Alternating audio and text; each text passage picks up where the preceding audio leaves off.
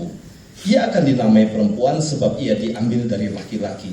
Sebab itu seorang laki-laki akan meninggalkan ayahnya dan ibunya dan bersatu dengan istrinya sehingga keduanya menjadi satu daging. Mereka keduanya telanjang, manusia dan istrinya itu, tetapi mereka tidak merasa malu. Bapak Ibu tolong perhatikan, ada kalimat pertama ayat 18 disebutkan Allah merasa manusia perlu ada penolong. Penolong harus yang sepadan. Setelah itu Tuhan baru menciptakan binatang-binatang hutan dan binatang burung di udara. Lalu binatang itu dibawa ke manusia untuk dilihat. Lalu manusia kasih nama. Apa maksudnya Tuhan melakukan itu? Tuhan bilang Tuhan mau memberikan penolong. Tuhan kasih tahu Adam, Adam, aku akan menyediakan penolong yang sepadan untuk kamu. Lalu Tuhan kasih itu binatang-binatang. Tuhan hadapkan itu kepada Adam. Tapi Adam tidak menemukan ada yang sepadan. Artinya apa? Gak ada hewan menjadi penolong kita sepadan, gak ada. Hewan yang bisa kita jadikan teman siapa misalnya? Anjing boleh, tapi kita gak bisa tunggangin, gak kuat ya. Kuda ada, tapi kuda gak bisa ikut sama-sama masuk tempat tidur kita, kegedean. Gajah bisa kita tunggangin, tapi lambat. Nah seperti itu. Gak ada yang sepadan. Apalagi semut. Semut, bantuin dong angkatin meja itu. Kagak bisa dia. Burung di udara. Tolong dong, ini gue perlu masak, lu bantuin masak. Gak bisa dia. Paling ngambilin daun doang. Paham ya maksud saya? Waktu Tuhan kasih binatang-binatang itu di hadapan manusia, tidak ada satupun yang sepadan. Dan itu manusia yang ngomong juga. Adam yang ngomong kepada Tuhan, Tuhan, aku kasih nama, tapi tidak ada yang sepadan ini untuk aku. Kenapa perlu ini? Sekarang ini di kemudian hari belakang, orang yang hidup di hyper reality, mereka akan lebih senang berkawan dengan kucing, dengan anjing, daripada dengan orang. Orang nyebelin, gue ngomong apa ngelawan. Kucing gue bentak juga dia diem. Anjing gue marahin, dia diem, deket juga. Obatnya cuma gue kasih makan doang. Gitu kira-kira kamu. Tapi orang bisa lebih sayang kepada hewan. Saya bukan bilang nggak boleh penyayang binatang. Tapi kalau Bapak Ibu pernah tahu ada penyelamatan ikan paus yang sampai ngabisin berapa puluh juta dolar? Saya jadi pikir, apakah memang itu something yang real di kala dunia kita banyak yang masih miskin? Lalu duit itu hanya untuk nolongin ceritanya ikan pausin yang terdampar. Contoh-contoh sederhana. Kita jangan menyakiti hewan, betul. Kita jangan membunuh sembarangan, sia-siain, jangan. Anjing suruh duduk situ untuk kita latihan nembak, janganlah. Itu kan nggak benar gitu ya. Tapi kalau kita potong hewan sapi untuk makan boleh, tapi kita mesti ternakin, gitu kan, supaya jangan punah. Itu aja. Nah itulah tanggung jawab mengelola alam. Tapi pada waktu itu Tuhan lihat waktu Adam bilang nggak ada yang cocok ini, betul. Nggak ada hewan yang cocok. Kenapa? Karena hewan, tumbuhan dan lain-lain itu diciptakan di bawah kita. Alam di bawah kita. Tidak ada yang sepadan dengan kita, manusia. Tumbuhan juga enggak. Makanya tumbuhan nggak pernah dijadiin penolong karena dia nggak bisa gerak. Tapi hewan pun tidak ada satu pun yang cocok. Lalu dibuatlah si Adam tidur nyenyak dan dibangunlah perempuan daripadanya. Siapa yang bilang perempuan ini sepadan dengan dia? Adam. Bukan Tuhan loh. Bukan Tuhan bilang, nih perempuan udah sekarang sepadan sama kamu. Enggak. Kalau kita baca di Alkitab disebutnya apa? Adam yang ngomong, ini nih tulang dari tulangku, daging dari dagingku. Ini penolong sepadanku. Nah ini cocok, gitu kira-kira. Dan itu perempuan, bukan laki. Sehingga kita perlu matengin hal-hal seperti gini kepada anak kita. Anak kita nggak nyeleweng soal laki suka sama laki, yang perempuan suka sama perempuan. Sebab di sekitar hidup kita ada banyak hal yang bisa membuat perempuan sakit hati sama laki. Lalu pikir gila jahat, apalagi maaf ya, kalau misalnya di rumah tangga kita lalu suami kita tuh jahat sama kita, suka pukulin kita, KDRT sama kita, itu kan anak lihat. Lalu anak perempuan lihat papanya seperti gini, benci dia sama laki. Bisa seperti itu. Lalu dia bilang enakan sama-sama perempuan. Terus lihat di Yahoo, berita-berita ini, kawin laki sama kaki, bintang film ini perempuan sama perempuan, sekarang di Amerika ini legal udahan, ini nanti merambah Australia, melambah ini. Wah, kenapa enggak? Mulai aja, suatu saat pasti Indonesia juga kasih. Hati-hati. Creation adalah nomor satu yang selalu harus kita ingat sebagai orang Kristen. Yang kedua, fall, kejatuhan manusia di dalam dosa. Yang ketiga, redemption, waktu Allah sampai mengutus anaknya untuk menebus kita. Dan keempat, consummation, penyempurnaan. Tiga yang lain ini semua karya Allah. Satu, waktu fall, itu perbuatan manusia. Kita mesti tahu bahwa Allah sejak sebelum dunia ini diciptakan sudah merancang semua yang baik. Kenapa?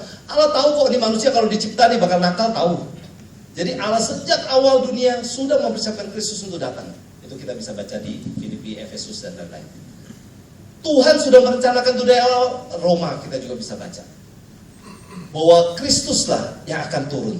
Di Perjanjian Lama banyak sekali ayat, terutama Yesaya, menggambarkan tentang Kristus yang akan datang itu. Kristus yang akan mati di atas kayu salib itu. Ada semua. Sampaikan penderitaan, dia harus digantung di salib segala macam, sampai buruk mukanya, orang melihat pun gak mau. Gak ada yang suka dengan dia. Semua sudah dicatat oleh Yesaya. Dan itu yang terjadi di Perjanjian Baru. Tapi inilah yang utama pada waktu creation. Itulah prinsip-prinsip dasar yang harus kita hayati bersama. Ada ordo, ada Allah yang mencipta, ada kita manusia yang dibuat sesuai gambar Allah, dan ada alam di bawah. Prinsip ini perlu ditanamin ke anak-anak supaya tidak terbalik-balik. Suatu hari, kalau dia nggak mengerti bahwa uang itu ada di bawah, dia bisa bunuh bapak ibu gara-gara bapak ibu kaya. Ada berapa banyak yang gara-gara warisannya ibunya dibunuh, gara-gara main judi kurang duit mamanya dibunuh di Tangerang yang jualan siomay itu. Terlalu banyak. Itu yang berita yang kita dengar. Di pinggir-pinggir apa nggak kurang banyak itu yang seperti gitu, yang kena narkoba dan lain-lain. Orang tuanya nggak kasih duit, disembeli sama anaknya. Sadis, terlalu sadis. Tapi kenapa itu? Karena tidak ada prinsip dasar yang kita tanemin ke anak kita. Mari kita sama-sama. Ini concern bukan saya ngajarin saya, enggak. Saya sendiri juga mesti lakukan itu. Ingetin anak kita. Dan saya kasih tahu, jangan terbalik-balik ya. Ada ordo yang pas selalu. Sama, pada waktu ngadepin gadget, ngadepin apapun, itu posisinya di mana? Semua di bawah. Gak ada gadget di atas kita, gak ada. Lebih penting mana gadget sama orang tua? Orang tua. Makanya saya tadi bilang, kalau bapak mamamu minta BB kamu kasih gak? Ada sih yang kayaknya gimana, kamu marah gak? Saya suruh tulis di kertasnya. Kalau marah kamu tulis marah. Enggak boleh, apa-apa kamu tulis. Tapi ada yang tulis, boleh gak papa? Ya mau papa yang kasih lah, kira-kira gitu. Papa ambil lagi, wah saya bilang bagus sekali. Perlu ada kecintaan kepada orang tua. Hati yang sungguh-sungguh ini, nah satu pihak kita sebagai orang tua perlu menempatkan diri dengan pas. Maaf ya Bapak Ibu, ini agak panjang soal ini. Ini yang tadi ya, kejadian itu ya. Jadi Tuhan menciptakan alam, baru setelah itu Tuhan menciptakan Adam tidak menemukan yang sepadan. Tuhan menciptakan perempuan dan Adam memilih Hawa sebagai yang sepadan. Bahaya berikutnya adalah kalau kita jadi hidup bersedia dikendalikan oleh teknologi. Nah ini bahaya lagi. Singkat aja, kira-kira begini. Kalau kita sudah tidak bisa hidup dengan BlackBerry kita, dengan iPhone kita, dengan internet kita, dengan email kita, bukan karena tugas ya. Kalau tugas kita memang administrator dan kita mesti itu lainnya.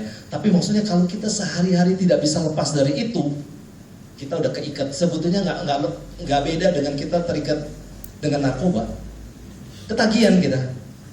Itu yang tadi saya tanya sama anak-anak. Kalian ubah status nggak tiap hari?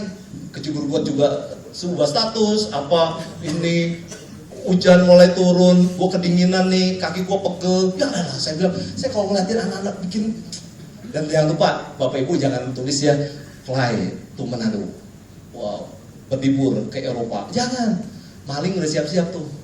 Tahu rumah ibu kosong, ya. Jangan itu, hati-hati.